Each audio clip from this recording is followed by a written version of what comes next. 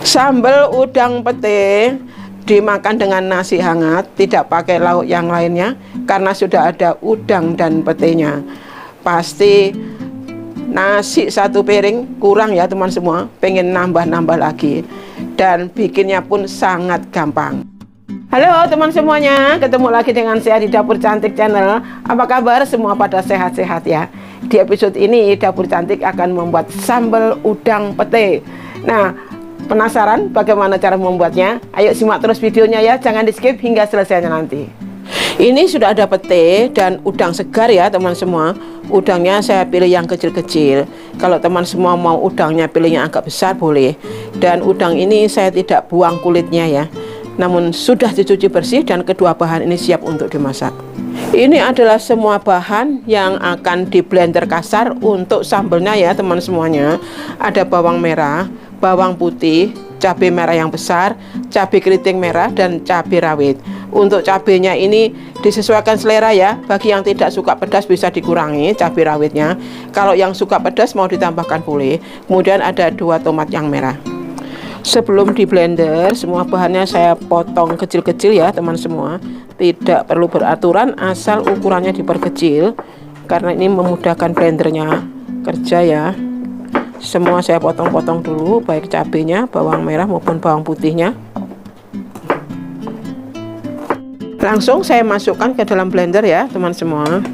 Tidak perlu menggunakan air karena memang ini mau blendernya ini di blender kasar-kasar saja.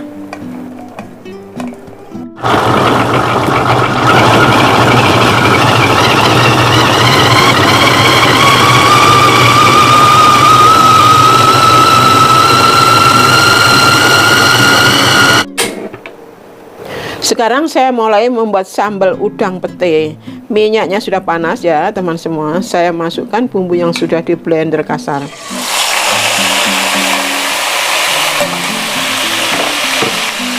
Oke, diaduk-aduk sampai mengeluarkan aroma yang harum ya teman semua. Sambil saya masukkan ada garam ini, garam halus. Kemudian ini gula pasir dan kaldu jamur. Ditumis-tumis sampai tanak ya, sampai matang, sampai aroma sambalnya harum. Sudah matang teman semuanya, aromanya sudah harum banget. Saya tambahkan sedikit air.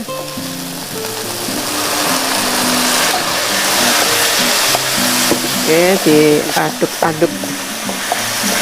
Ini sudah mulai mendidih lagi. Kemudian saya akan masukkan udangnya.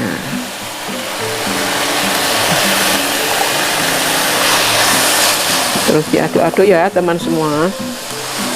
Langsung saya masukkan pete.